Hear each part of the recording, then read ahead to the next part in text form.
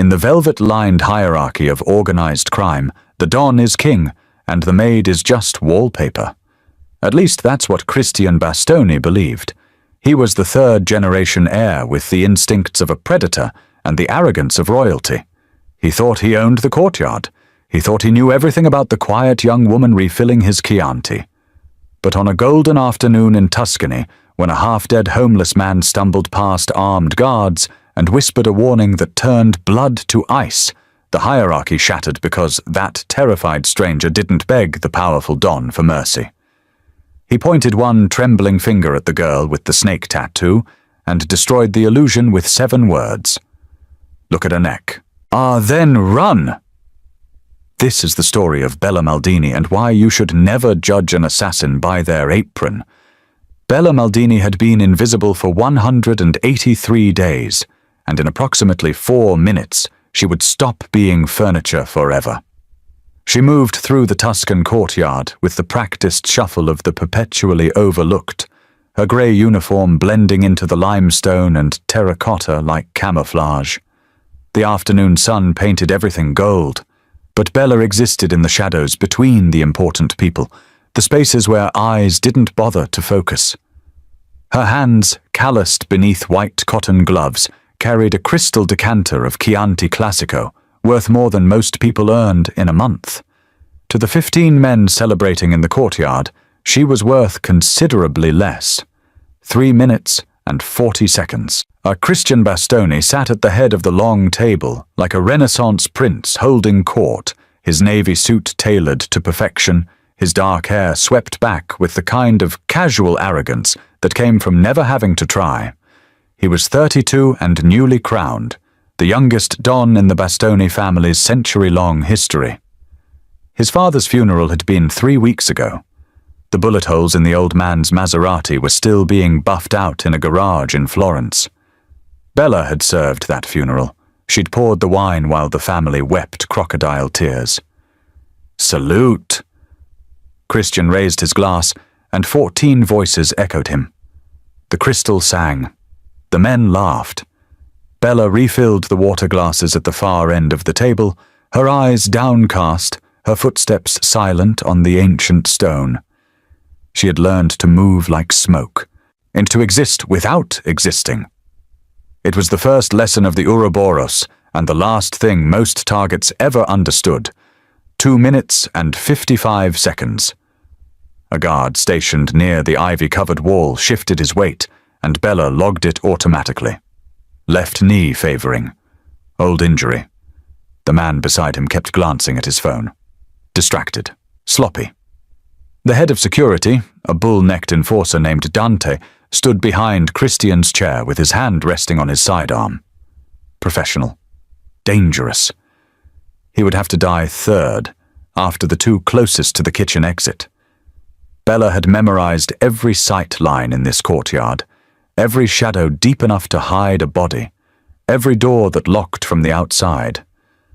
She knew which flagstones were uneven enough to trip a running man, and she knew the acoustics would swallow a scream if you angled it towards the fountain. She knew that Christian Bastoni took his espresso with 2 sugars, feared his uncle more than God, and had never once looked her in the face. That oversight would cost him everything. 2 minutes and 10 seconds. The Rossellis think they can move product through Livorno without paying tribute. Christian was saying, his voice carrying that particular pitch of masculine certainty that Bella had heard in 1,000 targets across a dozen countries. They think we're weak because Papa is gone. Tomorrow we show them what the Bastoni family does to thieves. The men around the table nodded, their faces hard with borrowed conviction. Bella circled behind them, the decanter growing lighter in her hands. She was a ghost passing through their celebration, a non-entity in grey cotton who existed only to serve. When she reached Christian's right shoulder, she paused, waiting. 1 minute and 40 seconds. He didn't acknowledge her. His hand simply rose, fingers snapping twice in the air beside his head like he was summoning a dog. The sound was sharp and dismissive, a gesture so automatic he probably didn't even register making it. His eyes never left the face of the underboss across the table. His expression never flickered with the awareness that another human being stood 6 inches behind him, close enough to touch his neck, close enough to feel the pulse beating beneath his expensive cologne. Bella tilted the decanter. The wine poured in a perfect burgundy stream, filling his glass exactly 3/4 full. Not a drop spilled, not a sound made. She was very good at being nothing. 1 minute. Grazie, Christian said absently, the word thrown over his shoulder like spare change. He still hadn't looked at her. In 6 months of service, he had looked directly at Bella Maldini exactly twice. Once when she'd been hired, a 3-second glance at a resume he didn't read, and once when she'd stumbled near the stairs, a flicker of irritation that she'd dared to exist loudly enough to notice. 45 seconds. Bella stepped back, her face a perfect mask of servile emptiness. Inside, beneath the uniform and the performance and the 6 months of careful invisibility, something ancient and patient began to wake. The serpent tattooed along her neck seemed to pulse with anticipation, though of course that was impossible. Tattoos didn't move, but killers did. And in 30 seconds, when the homeless man crashed through the garden gate screaming warnings nobody would believe, Christian Bastoni would finally see her. It would be the last mistake he ever made. The first gunshot came from the front gate, and every man at the table reached for a weapon except Christian, who merely raised one irritated eyebrow. In his world, violence was a servant that came when called, not an interruption to be tolerated during celebratory wine. "Dante," he said, his voice bored. "Handle it." But before the head of security could move, the ornate iron gates burst open and a figure stumbled through, propelled forward by 2 guards who looked equal parts confused and furious. The man was a disaster of tangled hair and unwashed clothes, his face obscured by a grey beard that had seen neither scissors nor soap in what appeared to be months. And he wore layers of ragged coats despite the Tuscan heat, and his boots were held together with what looked like electrical tape and prayer. "I have to see him!" The homeless man's voice cracked with desperation, his hands raised in surrender even as the guards shoved him forward. "Please, I have to see the Don. It's a matter of life and death."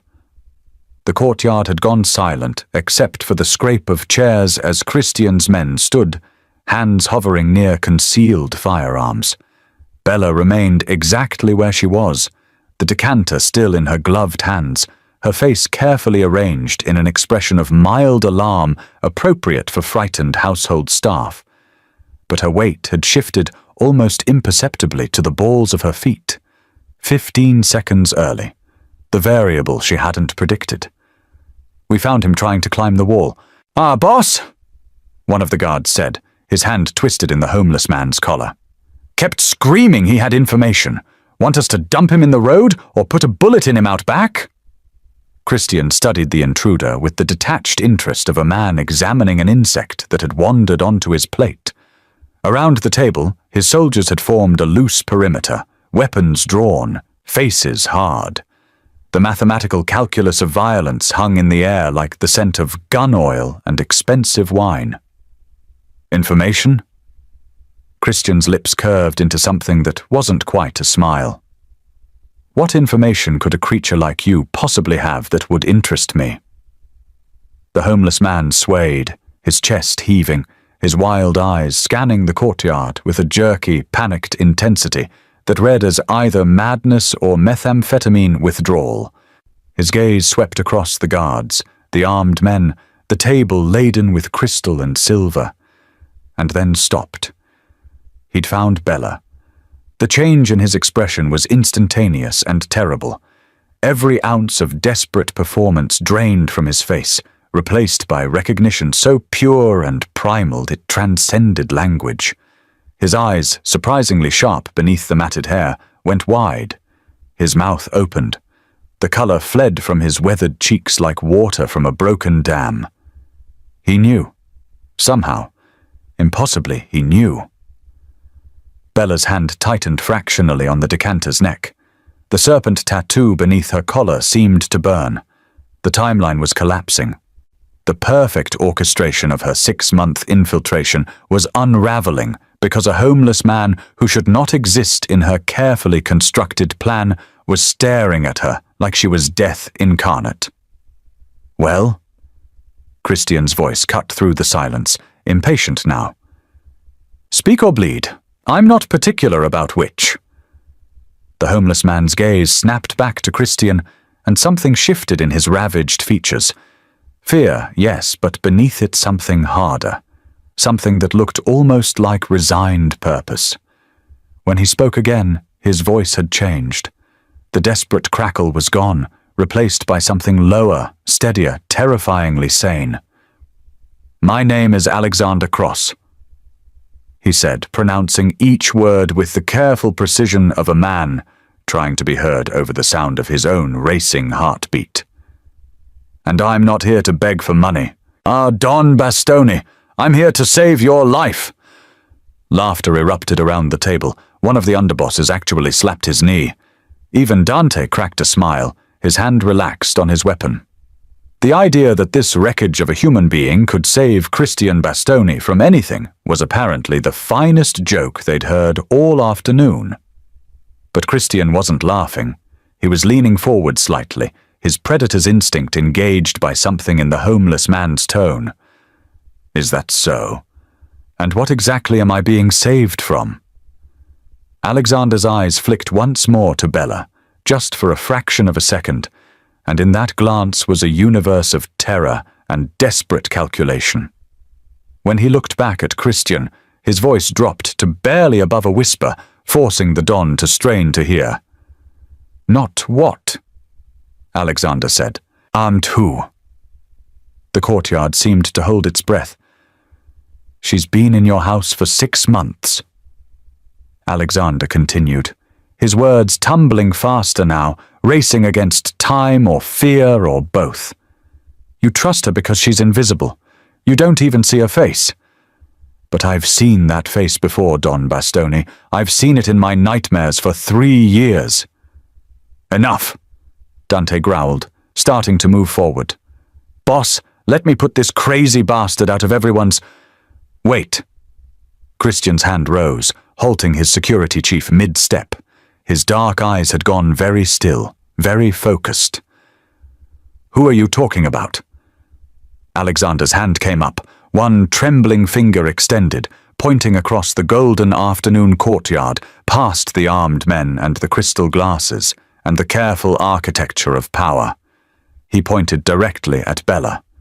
"Her," he whispered. "Look at her neck, then run." The world compressed into a single moment of perfect violence waiting to happen. Alexander tore free from the guard's grip with a strength that shouldn't have existed in his malnourished frame, launching himself across the courtyard toward Christian with the desperate momentum of a man who had nothing left to lose.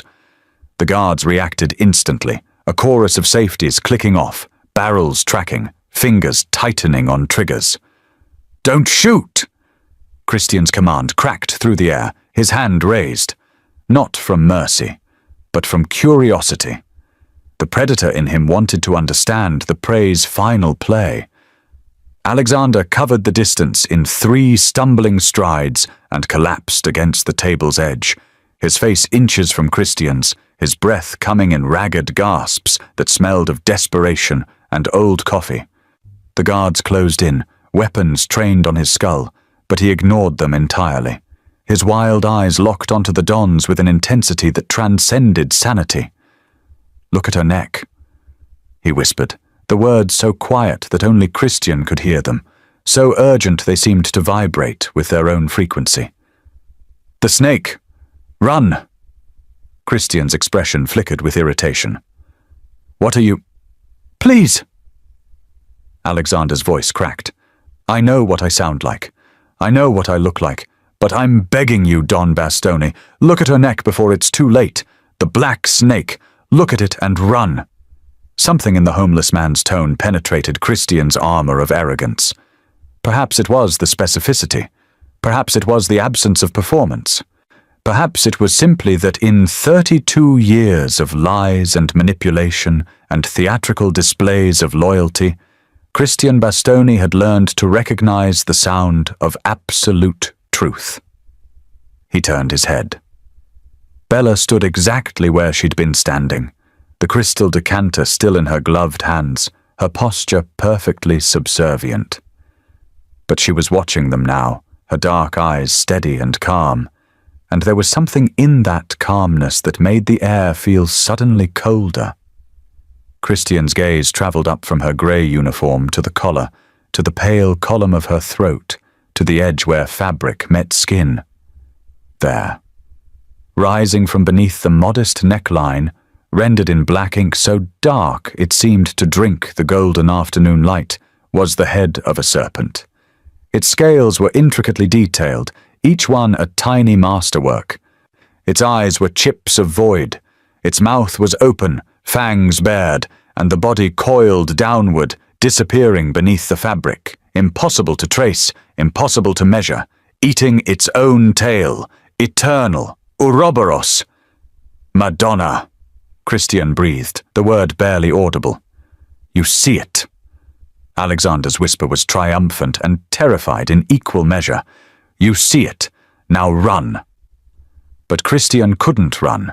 He was frozen, his brain struggling to reconcile 6 months of invisible servitude with the implications of that mark.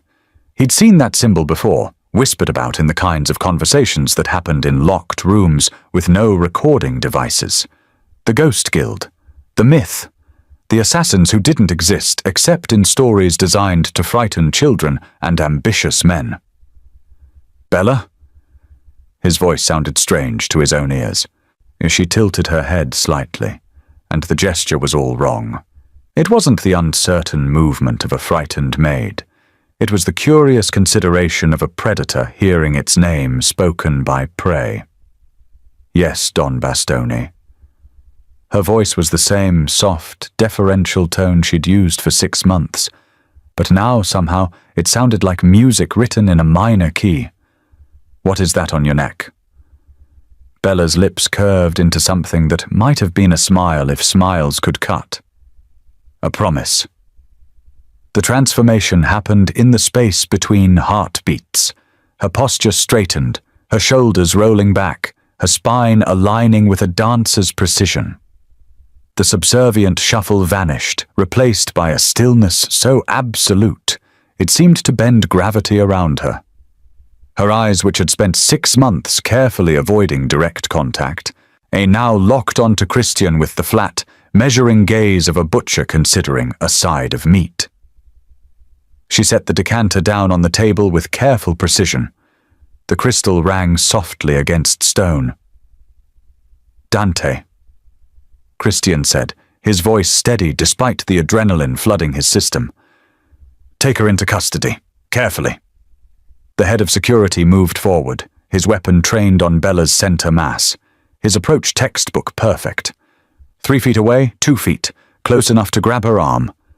Bella's hand disappeared into the front pocket of her apron. Gun! Someone shouted, but it wasn't a gun.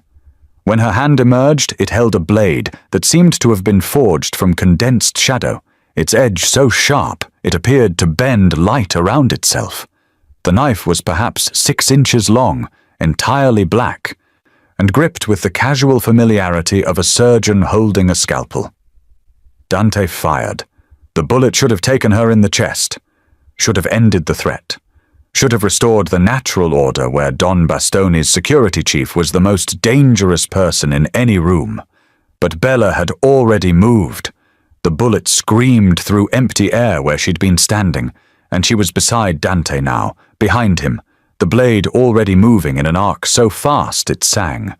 Blood misted the golden afternoon air. Dante's body hit the ground with the heavy finality of fallen architecture. Bella stood over him, her grey uniform unmarked, her breathing unchanged, the black knife dripping red onto ancient stone. "Hello, Christian," she said, and her voice was silk wrapped around broken glass. "We should talk about your father." The courtyard erupted into chaos. 14 men reaching for weapons with the synchronized panic of prey animals, realizing the wolf was already among them. But Bella was faster than panic, faster than training, faster than the synapses firing in their combat-honed brains. Her left hand, the one not holding the knife, pressed something small and black that she'd pulled from her apron's second pocket. A remote, Christian realized with dawning horror. One of the estate's security remotes that should have been locked in his office safe. The sound that followed was mechanical and final, the pneumatic hiss of steel shutters descending from hidden housing built into the villa's Renaissance architecture. His father had installed the system 5 years ago, into a fortress protocol designed to seal the estate against outside attack. Plate steel barriers dropped over windows, reinforced doors engaged magnetic locks.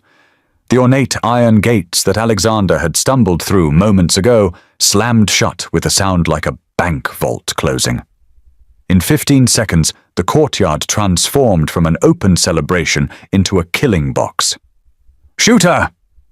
Someone screamed, and the air filled with the percussion of gunfire, muzzle flashes strobing against ancient stone. But Bella had already moved, flowing behind one of the marble columns with the liquid grace of mercury finding cracks. Bullets chipped terracotta and shattered crystal. The celebration table exploded in a shower of wine and glass. The guard closest to the column, a man named Rico, who'd served the family for 8 years, tried to angle for a shot. Bella emerged from behind the marble like a shadow, gaining substance, and her blade found the soft junction where his jaw met his neck. The knifework was surgical, precise, a single stroke that severed everything important. Rico's gun clattered to the stone. His body followed. "Formation!"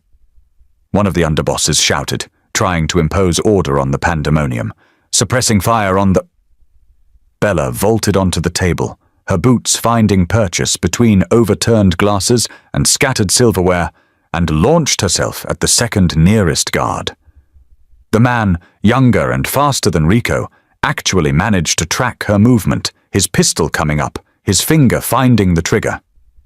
But Bella's knife hand moved in a tight circle, redirecting his barrel towards the sky, and her other hand drove something small and metal into his eye socket. A fork, Christian realized distantly. She'd grabbed a fork from the table mid-leap and weaponized it in the time it took a heart to beat. The guard's scream was cut short by Bella's knee driving into his throat. "Run!" Alexander's hand seized Christian's arm with surprising strength, yanking him from his chair. "Don't be here when she finishes with them." Christian's pride wanted to resist, wanted to stand and fight and prove that Don Bastoni commanded his own estate. But his survival instinct, honed through a lifetime in a business where hesitation measured the distance between breathing and bleeding, overrode ego. He ran. They sprinted across the courtyard, while behind them, the architecture of violence continued to collapse. Gunfire echoed off stone. Men shouted tactical positions and prayers in equal measure. Bella moved through them like a surgical instrument cutting through soft tissue, her grey uniform now decorated with arterial spray, her movements economical and terrible. The villa's main entrance loomed ahead, tall oak doors carved with the Bastoni family crest. Christian hit them at full speed, his shoulder driving into wood, and they gave way into the marble-floored entrance hall. Alexander tumbled through behind him, and together they slammed the doors shut, throwing the heavy iron bolt. "That won't hold her," Alexander gasped, bent double, his chest heaving. "Nothing holds them. You don't understand what she is." "I understand she just killed my head of security and locked us in my own goddamn house," Christian snarled, his hands shaking with adrenaline and rage and something he refused to name as fear. "What I don't understand is how a homeless lunatic knows about the Ouroboros when I thought they were a fucking myth.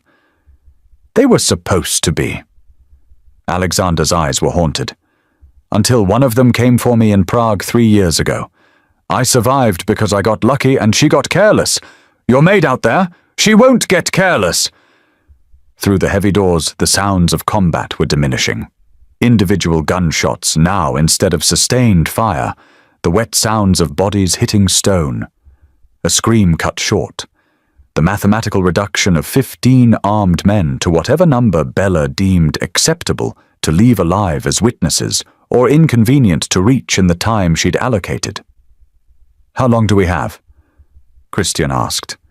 Alexander checked an expensive watch that looked absurdly incongruous on his ragged wrist.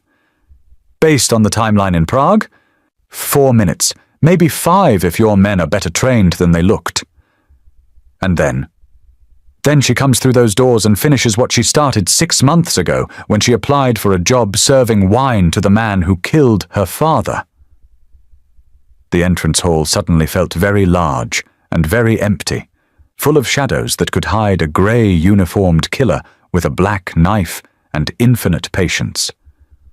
From beyond the oak doors came a final gunshot, then silence.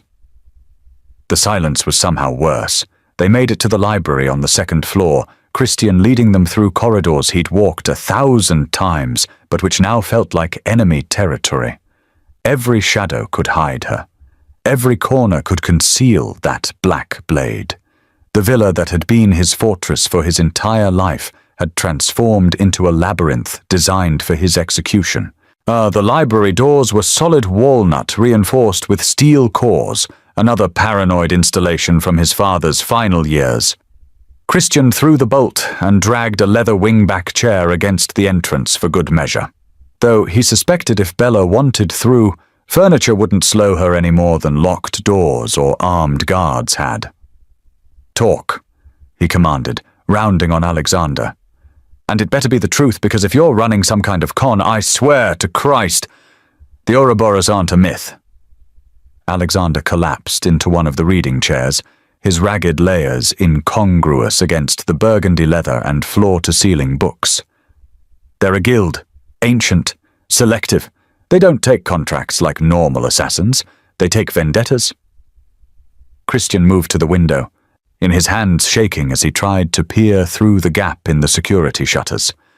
The courtyard below was a tableau of stillness and blood, bodies arranged with almost artistic precision. No movement, no Bella. Vendettas. He repeated flatly. Personal grievances, blood debts, the kind of grudges that justify years of preparation.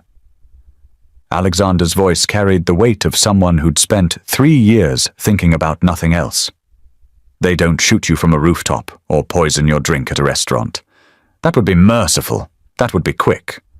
Then what do? They become part of your life." Alexander pulled off one of his filthy coats, and beneath it Christian glimpsed a shirt that might have once been expensive, the costume of a homeless man worn over someone else entirely. They infiltrate, a new assistant, a driver, a bartender at your favorite restaurant. They learn everything about you, your schedule, your habits, your weaknesses, your secrets. And when they finally strike, it's not just murder, it's revelation. They make you understand exactly why you're dying and exactly how blind you were. Christian's mind was racing, rewinding through 6 months of Bella serving coffee and changing linens and standing in corners while he discussed business that could get people killed. The security briefings she'd been present for, the phone calls she'd overheard, the arguments with his uncle about succession that had happened in rooms where she was replacing towels. "The woman who came for me in Prague," Alexander continued, "she'd been my accountant's assistant for 18 months. She knew my financial passwords, my travel schedule, where I kept my backup weapon. She knew I was allergic to shellfish, so she made sure the safe house they chased me to had an EpiPen in the medical kit. Not to save me, to make sure I didn't die from anaphylaxis before she could cut my throat." Madonna. Christian turned from the window, his face pale. "Bella's been here for 6 months. She knows everything." Alexander finished. "Where you sleep, when you sleep, which guards are loyal versus which ones are just collecting paychecks, where you keep your weapons. She probably knows which floorboards creak, which doors stick, which windows don't lock properly. Christian moved to his father's desk, yanking open drawers with increasing desperation. The Beretta he kept in the top drawer was gone. The backup piece in the false bottom was gone. Even the antique letter opener that could double as a stabbing implement was missing. "She's been preparing the battlefield for half a year," he said, his voice hollow. "This entire villa is her weapon. Not just the villa, you." Alexander stood, moving to the library's bar cart and pouring 2 fingers of scotch with shaking hands. "She knows how you think, how you react under pressure. She's been studying you like a doctoral thesis. That's what the Ouroboros do. They don't just kill you, they know you better than you know yourself." Christian's mind flashed to a dozen small moments. Bella adjusting the thermostat without being asked because she knew he preferred the study at exactly 20 degrees. Bella steering him away from the shrimp appetizer at last month's dinner party, but mentioning softly that the kitchen had concerns about freshness. Bella somehow always knowing which scotch to pour, which newspapers to leave folded on his desk when he wanted silence versus conversation. He'd thought she was simply an exceptional servant. She'd been an exceptional hunter. "My allergies?" he said suddenly. "She knows I'm allergic to penicillin. It's in my medical file," which she's read. Alexander drained his scotch. "Along with your psychological evaluations, your security protocols, probably your browsing history. The Ouroboros spend years becoming invisible experts on their targets. By the time they strike, they know you better than your therapist." "Then why tell me?" Christian demanded. "Why crash through my gate and warn me if she's been planning this for 6 months? Why not let her finish it?" Alexander met his eyes, and in them Christian saw a recognition that transcended their circumstances, the understanding of one marked man to another. "Because she killed my wife," Alexander said quietly. Not quickly, not mercifully, and before she died, my wife looked at me and said the same thing I'm telling you now. You never saw her coming because you never really looked. From somewhere in the villa below came the sound of a door opening with careful precision. The hunt had resumed. "Are you enjoying this story? Before we continue, I need you to comment if you are." "Thank you for doing that. Let's continue."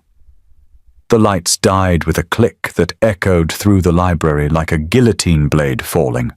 Not the gradual dimming of a power outage, but the surgical precision of someone who knew exactly which breaker to throw.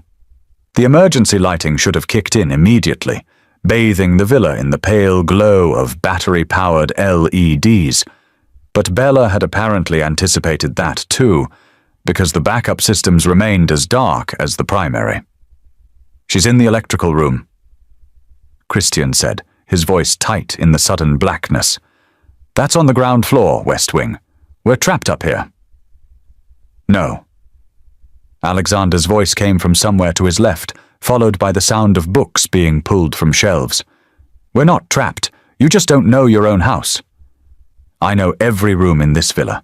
My family has owned it for 3 generations. You know every room your family uses."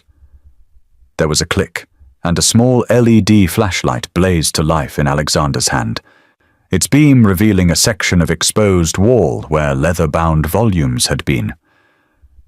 "But the people who built this place 400 years ago understood something about power that you've forgotten. The masters need to be served, and servants need to be invisible." Alexander's fingers found a recessed panel in the wall, pressing in a specific sequence that suggested this wasn't improvised knowledge. A section of bookshelf swung inward with a whisper of well-oiled hinges, revealing a narrow passageway beyond. The walls were bare plaster, the space barely wide enough for a single person. Dusty electrical conduits and ancient pipework ran along the ceiling. "How did you—" "I told you. The one in Prague knew everything about my safe house. After she died, I became obsessed with understanding how the Ouroboros think. They don't just study their targets, they study the architecture, the infrastructure, anywhere a servant would need to access, to maintain the illusion of comfort. Alexander ducked into the passage, his flashlight beam dancing across cobwebs and decades of accumulated dust. Every grand house has these, the spaces between the spaces. Your maid has been using them for 6 months. Christian followed, his expensive suit scraping against plaster, his mind reeling at the implications. He'd walked past this library wall 1,000 times, sat at that desk reviewing ledgers and planning operations, never suspecting that behind the books there existed an entire network of passages he'd never seen. Where do they lead? Everywhere servants need to go without being noticed. Alexander moved with surprising confidence through the darkness, I taking turns without hesitation. Kitchen to dining room, laundry to bedrooms. These corridors are how your maid changed your sheets without you ever seeing her enter your bedroom. How your coffee appeared on your desk while you were reading emails. You thought she was just efficient. She was mapping escape routes, and ambush points, and places to hide bodies. The passage narrowed further, forcing them to move single file. The air smelled of old wood and older dust, the scent of spaces designed to be forgotten. The irony is beautiful, Don Bastoni, the king of Tuscany, master of the Bastoni Empire, hiding in the walls of his own castle, running through passages built so the people you don't see can serve you without disturbing your sense of supremacy. Christian wanted to rage at the condescension in Alexander's voice, but the homeless man's words carried too much truth. He'd been so certain of his power, so comfortable in his dominion, that he'd never bothered to learn the infrastructure that maintained it. Bella had changed his sheets, and he'd never wondered where the clean linens came from. She'd served his meals, and he'd never considered the path from kitchen to table. She'd been invisible because he'd needed her to be, and that invisibility had been her greatest weapon. They emerged into another passage, this one running parallel to what Christian recognized as the main hallway. Through ventilation grates he could see slivers of the corridor beyond, elegant and familiar and utterly useless. The doors were all locked from the outside, the weapons were all missing, the guards were all dead. She's hunting in the main villa, Alexander whispered, killing his flashlight. Looking for you in the obvious places, the master bedroom, your study, your father's office, places where the Don would hide. How long before she realizes? A sound froze them both, footsteps in the passage ahead. Light, measured, moving with the confidence of someone who'd walked these hidden corridors 100 times before. The beam of a flashlight swept around a corner 50 feet away, and in its glow, Christian saw her. Bella moved through the servants' passage like she owned it, her grey uniform still splattered with blood, the black knife loose in her right hand. She wasn't searching frantically or moving with haste. She was simply walking, patient and inexorable, checking the spaces she knew existed because she'd been living in them for 6 months. She knows, Christian breathed. Of course she knows. Alexander's hand found his arm in the darkness, pulling him backward. She's Ouroboros. She knows everything. They retreated deeper into the walls, the irony complete. The Don and the homeless man, equal now in their desperation, fleeing through spaces built to keep servants separate from their masters. Behind them, Bella's footsteps kept coming, steady as a heartbeat, patient as time. The servants' passage deposited them into a narrow hallway behind the kitchen, the air thick with the ghost of 1,000 meals cooked for people who never thanked the hands that prepared them. Alexander's plan had been simple. Use the hidden corridors to reach the armory in the villa's east wing, where Christian's father had maintained enough firepower to outfit a small rebellion. But simplicity died the moment they heard her voice. The armory is empty, Christian. Bella's words drifted through the darkness, impossible to locate, seeming to come from everywhere and nowhere. I removed the firing pins from every weapon 3 months ago, during the Easter party, while you were toasting your father's memory. I had 45 minutes. It was more than enough. Alexander's flashlight revealed a door marked Cucina in faded paint. He shouldered through it, and they stumbled into the villa's industrial kitchen, a cathedral of stainless steel and copper that had been designed to serve banquets for 100 guests. Commercial ranges lined one wall. Copper pots hung from ceiling racks like metallic stalactites. The massive refrigeration units hummed with electrical life on their backup generators, on the only systems Bella had apparently left operational. "She's herding us," Christian hissed, scanning the shadows between the prep stations. "This is exactly where she wants us. Then we make it work for us instead." Alexander moved to the ranges, his hands flying across knobs, igniting burners with practiced efficiency. Blue flames bloomed in the darkness. "She's had 6 months to prepare. We've got 6 minutes and a kitchen full of improvised weapons. Sometimes desperation is its own advantage." A copper pot crashed to the floor near the walk-in freezer, the sound explosive in the confined space. Both men spun toward it, but there was nothing there, just swinging metal and shadows. "Psychological warfare," Alexander muttered, filling a massive stock pot with oil from the storage shelf. "She's playing with—" Bella emerged from behind the refrigeration unit like a nightmare gaining substance, her grey uniform rendering her nearly invisible against the stainless steel. The black knife came around in an arc designed to open Christian's throat, and only his mafia-honed instincts saved him. He threw himself backward, his spine cracking against a prep counter, and the blade whispered past his jugular with a millimeter to spare. She followed through with balletic precision, her boot catching his knee, and Christian went down hard on the tile floor. Pain exploded up his leg. Above him, Bella raised the knife for a finishing stroke, her face calm and terrible in the blue glow of the range burners. A copper pot the size of a car tire crashed into her skull. Alexander had torn it from the overhead rack and swung it like a medieval flail, the impact staggering Bella sideways. She recovered with inhuman speed, pivoting toward this new threat. But Alexander was already moving. He grabbed a handful of black pepper from the spice rack and flung it into her face. Bella's eyes streamed instantly, her next knife strike going wide, embedding in a cutting board instead of Alexander's chest. "Move!" Alexander hauled Christian to his feet, dragging him between the prep stations, while behind them Bella ripped the knife free and pursued. They wove through the kitchen's geography, using industrial mixers and storage racks as obstacles, but Bella knew this terrain as intimately as she knew everything else about the villa. She'd worked here for 6 months, preparing meals Christian had consumed without seeing her hands. Christian's knee buckled, his leg refusing to support his weight properly. Something torn or fractured, adrenaline temporarily masking the full damage.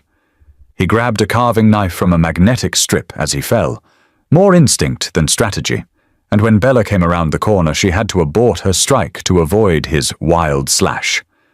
The hesitation cost her half a second. Alexander used it to reach the stock pot he'd been filling, now sitting on the range's highest burner, the oil inside beginning to shimmer with heat. Not boiling yet, but getting close. He grabbed the pot's handle with a dish towel wrapped around his hand. "Down!" he screamed at Christian. Christian dropped flat. Alexander swung the pot in a wide arc, and 3 liters of 375-degree oil fountained through the air in a liquid amber wave. Bella tried to dodge, her reflexes superhuman, but physics didn't negotiate with assassins. The oil caught her left side, splashing across her arm and shoulder, and for the first time since the courtyard she made a sound. A sharp intake of breath. Not quite pain, but acknowledgement of damage. She retreated 3 steps, her injured arm hanging differently now, the grey uniform sleeve darkening with oil and the beginning of burns. Steam arose from her skin, but her knife hand was still steady, still ready, and her eyes held no fear, only calculation. "You're better than I expected," she said, her voice unchanged despite the injury. My research suggested you were soft, arrogant, that you'd break easily. Your research missed something. Christian gasped from the floor, his knee screaming. I'm my father's son. No. Bella's smile was terrible in the blue flame light. Your father died begging. Let's see if genetics hold true. She came at them again, knife low and lethal, and the kitchen erupted into violence once more. They made it to the wine cellar through sheer desperation, and Alexander's seemingly infinite knowledge of the villa's hidden geography. A service staircase behind the pantry, steep stone steps that descended into cool darkness that smelled of earth and fermentation and centuries of expensive taste. Christian half fell down the stairs, his injured knee buckling with every step, leaving a trail of blood from a cut across his ribs he didn't remember receiving. Alexander slammed the heavy oak door at the top of the stairs and threw the iron bolt. It wouldn't hold her long. Nothing had held her yet. Help me! Christian gasped, limping toward the racks that lined the cellar walls.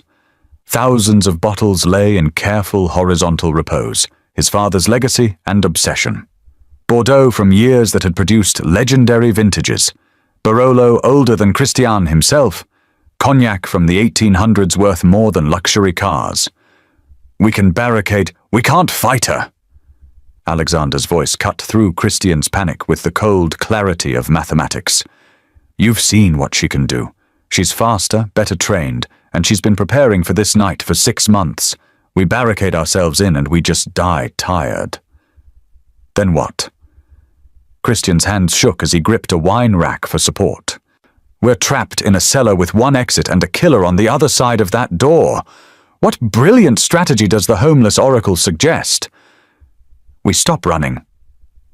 Alexander moved deeper into the cellar, his flashlight beam scanning the vaulted ceiling, the ancient stone walls, the carefully climate-controlled environment that maintained perfect conditions for aging wine. We can't outfight her, so we outsmart her. She's been outsmarting me for half a year. Because you thought you were smarter than everyone. Alexander pulled a bottle of grappa from a rack, checked the label, nodded with satisfaction. But she's made one mistake tonight, the same mistake every perfect predator makes. She started to believe in her own invincibility. From above came the sound of the door bolt being tested. A pause. Then the methodical impact of something heavy being applied to wood. She was coming through, patient and inexorable as always. What do you need? Christian asked, the words tasting like surrender and survival in equal measure. Every bottle of high-proof alcohol in this cellar, grappa, cognac, any barrel-strength spirits, and I need you to trust me enough to stand in the open when she comes through that door. Christian's blood went cold. As bait. As the only thing she's been focused on for 6 months.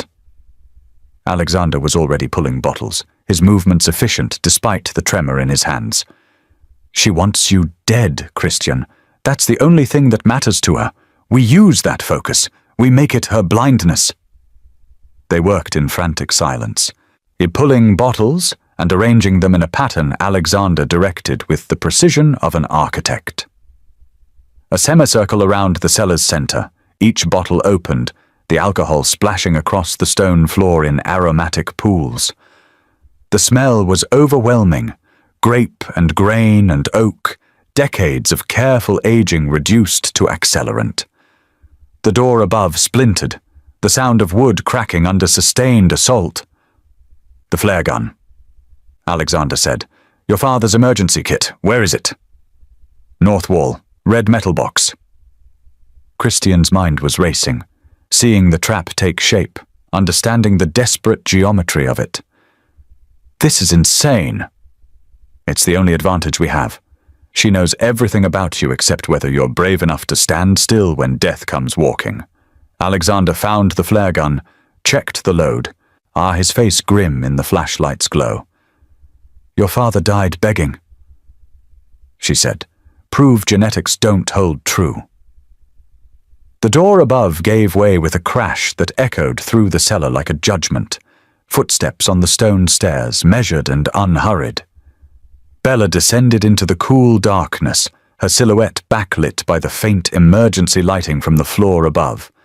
The black knife caught the light like it was carved from void. "Christian." Her voice carried no triumph, only the flat finality of a job being completed. "There's nowhere left to run." "I know." Christian stepped into the center of the cellar, into the killing ground they'd prepared, his injured leg barely supporting him. Every instinct screamed to flee, to hide, to preserve the life he'd built on the foundation of his father's empire. But Alexander was right. Running had only delayed the inevitable. Bella moved down the last few steps, her burnt arm held closer to her body, but her knife hand still steady. She registered the opened bottles, the alcohol pooled on the floor, the trap they'd set. Her eyes flicked to the shadows where Alexander crouched with the flare gun. She smiled.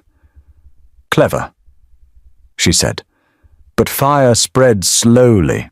I'll kill you both before the first flame reaches—" "Now!" Christian screamed. Alexander pulled the trigger, and the cellar filled with light and fury. The flare ignited the alcohol vapors before it even hit the floor, a whoosh of flame that transformed the wine cellar into a momentary vision of hell.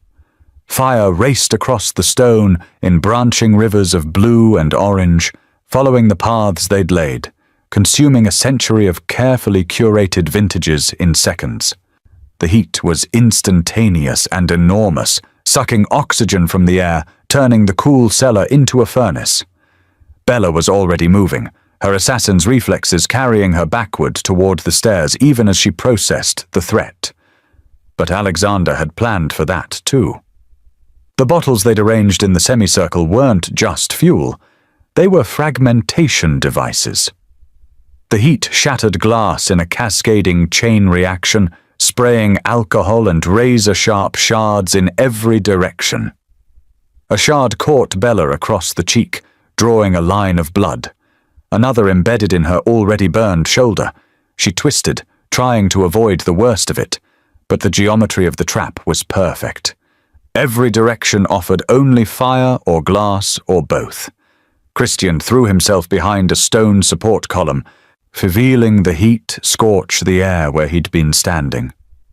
Through the flames he could see Bella, her grey uniform igniting in patches, her knife still gripped in her hand, as if the blade was the only reality that mattered. Even burning, even bleeding, she moved toward him with the terrible patience of her training. A burning ceiling beam, destabilized by the heat, gave way with a crack. It fell directly in her path, forcing her to dodge left, into the section of the cellar where Alexander had concentrated the highest proof spirits. The old cognac, some of it over 100 proof, created flames that burned blue-white and hungry. Bella's sleeve caught fully now. She dropped and rolled with professional efficiency, smothering the flames. But the moment of vulnerability was enough. Christian grabbed a broken bottleneck and lunged, driving the jagged glass toward her with all the strength his injured body could muster. She deflected it almost casually, her knife describing an arc that should have opened his throat. But the burns had slowed her fractionally. The smoke had degraded her vision, and for the first time in 6 months of perfect preparation, Bella Maldini made a mistake. The blade caught his shoulder instead of his neck, cutting deep but not fatal. Christian crashed into her, both of them going down hard, on stone, slick with wine and blood. The knife clattered away into the flames. They grappled like drowning swimmers, each trying to gain the leverage that would mean survival. Bella's burnt arm gave her less purchase than her training demanded. Christian's injured knee made him clumsy. They were both damaged, both desperate, and both reduced to the animal mechanics of staying alive. His hands found her throat. Her knee found his ribs. They rolled through broken glass and spreading fire, and somewhere in the violence Christian realized that Alexander was above them, the flare gun discarded, holding instead a full bottle of grappa like a club. "Down!" the homeless man shouted. Christian threw himself sideways. The bottle descended with brutal force, catching Bella across the temple. The glass held for one perfect moment of impact, then exploded, drenching her head and shoulders in clear alcohol that ignited immediately. She screamed then, not from pain, but from rage, from the realization that 6 months of preparation had been undone by desperation and luck and a homeless man who should have been irrelevant. She tried to rise, her hair burning, and her uniform charring, but her body had finally reached its limits. Bella collapsed onto the stone floor, and Christian scrambled forward, using his jacket to smother the flames consuming her. Not from mercy, but from need. He had questions. He needed answers. "Who hired you?" he demanded, his face inches from hers, his hands pinning her shoulders. "Who paid the Ouroboros?" Her eyes, still sharp despite everything, found his. Blood ran from the cut on her cheek. Burns covered half her face. But she smiled, and in that smile was something worse than hatred. "Your uncle," she whispered, her voice damaged by smoke but still clear. "Vittorio. He promised us everything if we made it look like the Rossellis. He wanted the empire, he wanted your father dead and you discredited. We took the contract because—" She coughed, blood flecking her lips. Because your father killed mine in Naples. 17 years ago. Business, he called it." The world tilted. Uncle Vittorio, his father's brother, the man who'd stood at the funeral with tears in his eyes and promises of loyalty on his lips. "The Ouroboros doesn't just kill for money," Bella continued, her voice fading. "We kill for blood. Your family has been destroying families for generations. Did you think there would never be a reckoning?" Her eyes closed. Her breathing became shallow. Around them, the fire was consuming itself, running out of fuel, leaving only smoke and ruin and the wreckage of assumptions. Alexander helped Christian to his feet, both men coughing, burned, bleeding, but alive. Dawn found them in the courtyard, and is sitting on the steps where 12 hours ago Christian had held court as the untouchable Don of the Bastoni family. The security shutters had been manually cranked open by Alexander, who apparently knew how to override every system in the villa. The bodies of Christian's men had been covered with tablecloths, a dignity they hadn't earned in life but deserved in death. Police sirens wailed in the distance, growing closer. Someone in the village would have seen the smoke, called the authorities. Questions would come. Stories would need to be constructed. The careful machinery of power and influence would grind forward. Christian pulled 2 cigars from his jacket pocket, miraculously intact. He lit both with a gold lighter that had belonged to his father, then handed one to Alexander. The homeless man took it without comment, and they sat in silence, watching the sun paint the Tuscan hills gold. The same color as yesterday's celebration, but everything had changed. "You saved my life," Christian said finally. "You listened when I told you to run," Alexander replied. "That made you smarter than most men with your kind of power." "What happens now?" Alexander drew on the cigar, his eyes distant. "You have a family war to prepare for, an uncle to deal with, an empire to secure or abandon, depending on whether you learned anything tonight. And you? I disappear. It's what I'm good at." He stood, preparing to leave, but Christian's hand on his arm stopped him. "Stay." The word came out harder than intended, so Christian softened it. "I need someone who sees the invisible things, someone who looks servants in the face, someone who'll tell me the truth even when it's inconvenient." Alexander studied him for a long moment, reading something in Christian's face that hadn't existed 24 hours ago. "The hierarchy has changed," he said finally. "Yes," Christian agreed, looking at the courtyard where he'd once sat as king, blind and arrogant and utterly convinced of his supremacy. "It has." They sat as equals, smoking cigars in the ruins, while the sirens grew louder and the sun rose on a world that would never look quite the same. The invisible had become visible, and the king had learned to see. Now let's talk about the psychology of invisibility and power blindness. This story illuminates a critical truth about human perception and organizational vulnerability. We don't see what we've been socially conditioned to overlook. The invisibility phenomenon. Research in social psychology confirms that people in positions of power often develop inattentional blindness towards subordinates. Studies show that executives can work alongside support staff for years without remembering their names or faces. This isn't cruelty, it's cognitive efficiency gone wrong. Our brains filter out what we categorize as irrelevant to conserve mental energy. Security through assumed hierarchy. The story demonstrates how institutional hierarchies create exploitable vulnerabilities. Every organization has invisible infrastructure, cleaning crews, maintenance workers, assistants, who possess comprehensive access but minimal scrutiny. Real-world security breaches frequently exploit this blind spot. The most devastating corporate espionage often involves someone in a dismissed role. The danger of dismissal. Christian's fatal flaw wasn't trusting Bella, it was never considering her worthy of distrust. When we categorize people as beneath notice, we grant them perfect camouflage. The lesson. True awareness requires seeing everyone as fully human and potentially significant. Power without perception is vulnerability wearing a crown. The people you don't see are often the ones who see you most clearly.